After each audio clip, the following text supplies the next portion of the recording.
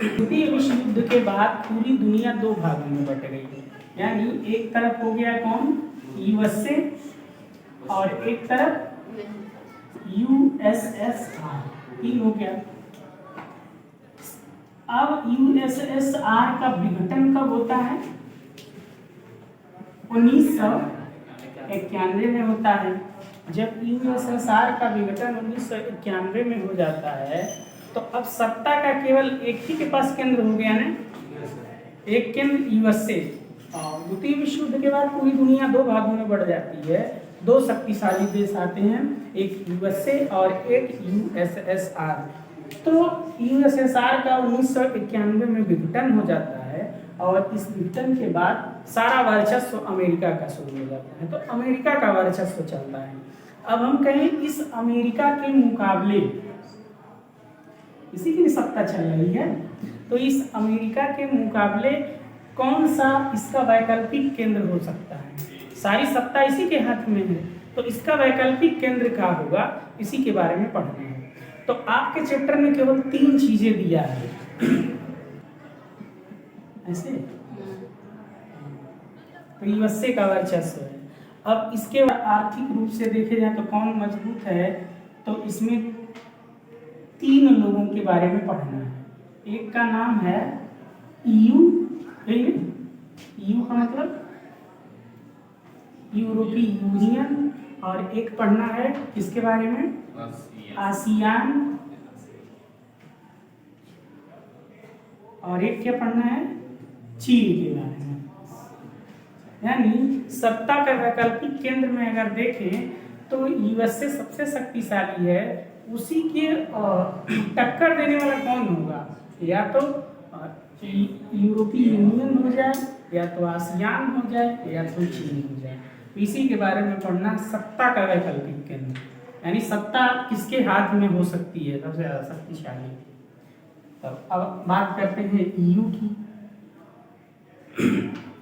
इसको बोलते हैं यूरोपीय यूनियन, यूरोपीय यूनियन, यूरोपीय यूनियन। यूरोपीय यूनियन क्या है? द्वितीय विश्व युद्ध के बाद जो यूरोप था, यूरोप महाद्वीप की अर्थव्यवस्था बहुत ही खराब हो गई थी, क्योंकि सारे लोग युद्ध में शामिल थे। तो इसी के क्रम में यूएसए ने क्या किया, एक प्लान, मार्शल योजना के तहत 1948 में इसको बहुत सारा धन दिया यूरोप महाद्वीप को, ताकि वहाँ की जो अर्थव्यवस्था खराब हो गई थी वह ठीक हो जाए। तो इसीलिए क्या किया गया, यूरोपीय यूनियन की स्थापना की अगर बात करें तो इसके पहले मार्शल योजना आता है। मार्शल योजना कब आया, तो मार्शल योजना आता है 1948 में। मार्शल योजना आता है। मार्शल योजना क्या था, तो अमेरिका के द्वारा यूरोप के देशों को की गई आर्थिक सहायता था। अब इसी क्रम में मार्शल योजना के बाद यूरोप के देशों को मिल गया पैसा, और इस पैसे के आधार पर वहां की अर्थव्यवस्था ठीक होने लगी। तब 1957 में रोम की संधि होती है। इसकी संधि, रोम की संधि, और इसी रोम की संधि के तहत यूरोपीय आर्थिक समुदाय का गठन किया गया। यूरोपीय आर्थिक समुदाय का गठन किया गया। यूरोपीय आर्थिक समुदाय, तो यूरोपीय आर्थिक समुदाय का गठन किस संधि के आधार पर किया गया, रोम की संधि के बाद। इसके बाद क्या होता है, इसके बाद एक और संधि होती है, उसको बोलते हैं maastricht की संधि। maastricht की संधि कब होता है, संधि, maastricht की संधि होती है 1992 में, और इसी संधि के तहत की संधि होती है 1992 में, और इसी maastricht की संधि में किसकी स्थापना किया जाता है, यूरोपीय संघ की स्थापना किया जाता है, यूरोपीय संघ। तो यूरोपीय संघ की स्थापना हो गया maastricht संधि के तहत। अच्छा, इसके बाद 2002 में यूरोपीय यूनियन के द्वारा जितने भी समूह में लोग शामिल थे, इनके द्वारा एक मुद्रा चालू किया गया, यूरो मुद्रा। यूरो, तो यूरो मुद्रा, यूरोपीय संघ की मुद्रा का नाम क्या है? यूरो। हमारे वहाँ रुपया चलता है। तो और होता है क्या, अगर हम सदस्य देश की बात करें तो इसमें 28वां सदस्य बनता है क्रोएशिया। सदस्य देश 28वां सदस्य देश कौन है? क्रोएशिया। क्रोएशिया 28वां सदस्य है। इसमें जो ब्रिटेन था, सन 2016 में ब्रिटेन में जनमत संग्रह हुआ। ब्रिटेन में जनमत संग्रह, ब्रिटेन में जनमत संग्रह के आधार पर उसमें वोटिंग करवाई गई कि ब्रिटेन के लोग चाह रहे थे कि हम लोग यूरोपीय यूनियन से बाहर हो जाएं, कुछ लोग चाह रहे थे कि इसी में रहें। इसीलिए 2016 में वहाँ पे जनमत संग्रह करवाया जाता, मतलब सारे लोग मिल करके वोटिंग करते हैं। तो वोटिंग किए तो 50% से ज़्यादा लोगों ने ये कहा कि हम लोग यूरोपीय यूनियन में नहीं रहेंगे, निकल जाएंगे। इसीलिए सन 2020 में यूरोपीय संघ से, यूरोपीय यूनियन से ब्रिटेन बाहर हो गया। क्या हो गया? ब्रिटेन बाहर हो गया। अब वर्तमान में कितने सदस्य हैं? तो वर्तमान में यूरोपीय यूनियन में 27 सदस्य देश हैं। 27 सदस्य देश यूरोपीय यूनियन में कितने हैं? 27 सदस्य देश हैं वर्तमान में। यूरोपीय संघ के उद्देश्य,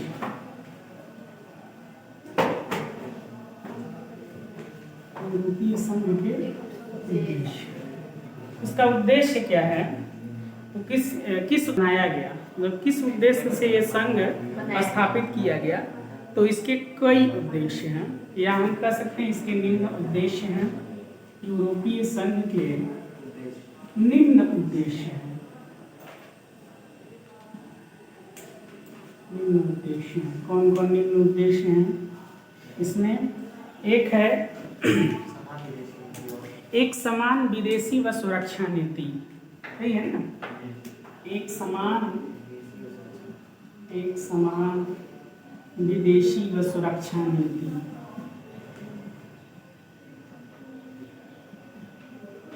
एक समान विदेशी व सुरक्षा नीति। एक समान मुद्रा का चलन, यही है ना? सारे संगठन मिल करके एक मुद्रा बना दिए हैं, यूरो, और समान रूप से चलता है। एक समान मुद्रा का चलन, एक समान मुद्रा का चलन। और क्या है?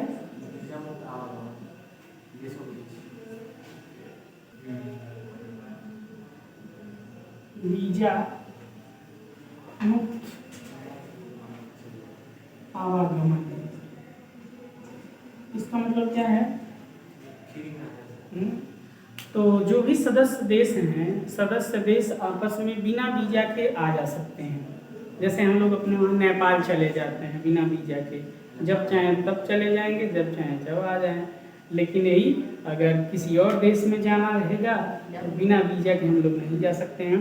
तो इस सदस्य देश क्या किए हैं? आपस में संगठन बनाए हैं और ये कहते हैं कि हम आपके वहाँ चले जाएंगे, आपके सदस्य हमारे वहाँ चले जाएंगे, नागरिक, कोई दिक्कत नहीं है। तो वीजा मुक्त आवागमन है, ये किसका उद्देश्य है?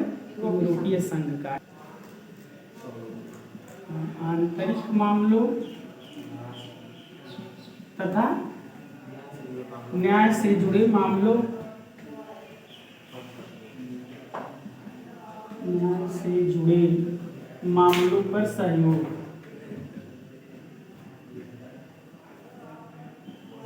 मामलों पर सहयोग। अगर पूछ ले ईओ का उद्देश्य क्या है, तो ईओ का उद्देश्य क्या हो गया, एक समान विदेशी व सुरक्षा नीति, एक समान मुद्रा का चलन है, वीजा मुक्त आवागमन है, आंतरिक मामलों तथा न्याय से जुड़े मामलों पर सहयोग है। सभी सदस्य देशों में कोई आंतरिक मामला आ जाता है तो सभी लोग मिल करके उस समस्या का समाधान ढूंढ लेते हैं। कितने सदस्य? 27 सदस्य देश। अच्छा, अब एक चीज और है, यूरोपीय संघ के अंग। तो अगला हेडिंग डाल देती है यूरोपीय संघ के अंग। यूरोपीय संघ के अंग। यूरोपीय संघ के कितने अंग हैं? तो यूरोपीय संघ के 7 अंग हैं। 7। तो यूरोपीय संघ के भी कुछ अंग बनाए गए हैं जो सारे लोग मिल करके एक काम करते हैं। तो यूरोपीय संघ के 7 अंग हैं। पहला है यूरोपीय संघीय परिषद। यूरोपीय संघीय परिषद। यूरोपीय संघीय परिषद। यूरोपीय संघीय परिषद का मतलब क्या है? सबसे पहली बात, ये जो यूरोपीय संघीय परिषद है यह मुख्य कार्यकारी संस्था है। मतलब सबसे नंबर 1 है, यही सारा काम करता है। जो 27 सदस्य देश है ना, इन सभी देशों के लिए यही काम करता है यूरोपीय संघीय परिषद। इसमें सभी देशों के सदस्य जो मंत्री हैं शामिल होते हैं इसमें, और यही मंत्री मिल करके कानून बनाते हैं। तो इसीलिए यह कैसा यूरोपीय संघीय परिषद है? एकदम यह मुख्य कार्यकारी संस्था है, और यह जो भी निर्णय लेता है, यह यूरोपीय संघीय परिषद जो भी निर्णय लेता है सभी सदस्यों पर मान्य होता है। और इसका मुख्यालय कहाँ पे है? बेल्जियम में है। तो यूरोपीय संघीय परिषद का मुख्यालय, बात करें मुख्यालय कहाँ पे है? बेल्जियम में। बेल्जियम, इसका मुख्यालय हो गया बेल्जियम में। दूसरा क्या है? यूरोपीय संसद। यह भी क्या है? यूरोपीय संघ का एक अंग है। यूरोपीय संसद। यूरोपीय संसद ये दूसरा अंग है इसका। इसका काम क्या है? यह राजनीतिक एक समूह का निर्माण करती है कि कई देश हैं, 27 देश, ये 27 देश मिल करके कोई भी राजनीतिक निर्णय लेना होता है तो यही राजनीतिक निर्णय लेता है। और किसी भी बात पे विचार विमर्श किया जाता है। संसद, जैसे हमारे देश का संसद है ना, संसद हमारे देश भर का है, लेकिन इसमें क्या है, सभी यूरोपीय संघ के 27 सदस्य देश मिलकर के एक संसद का निर्माण किए हैं राजनीतिक रूप देने के लिए इसको। एक और है यूरोपीय आयोग। यूरोपीय आयोग है तीसरा, यूरोपीय आयोग। यूरोपीय आयोग आपके एग्जाम में केवल है। ये जो यूरोपीय आयोग है कई आयोगों को मिला करके, मतलब एक बना था कोयला आयोग करके, एक बना यूरोपीय आर्थिक समुदाय जो रोम की संधि होती है। तो ऐसे कई आयोग थे, सबको मिला करके एक बना दिया गया। नाम क्या रख दिया गया? यूरोपीय आयोग। और एक और है इसके बाद न्यायालय। चौथा अंग है इसका न्यायालय। न्यायालय में कितने न्यायाधीश होते हैं? इसमें जो है 15 न्यायाधीश होते हैं, और एक न्यायाधीश का कार्यकाल कितना होता है? 6 वर्ष का होता है। जो सदस्य देश है तो उसका सारा निपटारा इसी न्यायालय से कर दिया जाता है। तो यूरोपीय संघ के न्यायालय में 15 न्यायाधीश होते हैं। कितना? 15 न्यायाधीश हैं। और इन न्यायाधीश का कार्यकाल कितना है? अगर कार्यकाल की बात करें तो इनका कार्यकाल है 6 वर्ष का है। इनका कार्यकाल 6 वर्ष का रहेगा। इसके बाद एक और है लेखा परीक्षकों का न्यायालय। लेखा परीक्षक, लेखा परीक्षकों का न्यायालय। न्यायालय है लेखा परीक्षकों का न्यायालय। एक 5वां अंग है इसका मतलब क्या है? लेखा परीक्षक ऑडिट करना। मान लेते हैं यहाँ से कोई फंडिंग किया गया सदस्य देशों के लिए कि यह पैसा दिया जाना है, तो सारे पैसे को ऑडिट, एक हिसाब किताब रखा जाएगा ना। तो इसी के लिए एक यूरोपीय संघ का अंग बना दिया गया है कि सारे आय और व्यय का ब्यौरा रखेगा। इसी को कहा जाता है लेखा परीक्षकों का न्यायालय। जितना भी पैसा आया और जितना भी गया। इसके बाद क्या है? आर्थिक व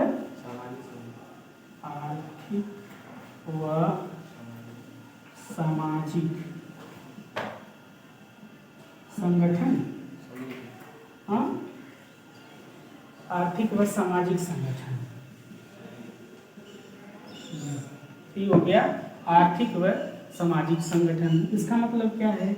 जो भी सदस्य देश हैं, कितने सदस्य देश? 27। इन 27 देशों में उनके सामाजिक जो भी सांस्कृतिक है, जो भी आर्थिक है, सभी मिल करके आपस में सहयोग करते हैं। इनका किया जाए, इनका किया जाए, जो भी उनके वहाँ सामाजिक चीज़ है अपने वहाँ लागू किया जाए, उनके वहाँ लागू करवाया जाए। तो यह भी इसका अंग आर्थिक सामाजिक संगठन। सातवां क्या है? यूरोपीय निवेश बैंक। यूरोपीय निवेश बैंक, यूरोपीय निवेश बैंक। ये जो यूरोपीय निवेश बैंक है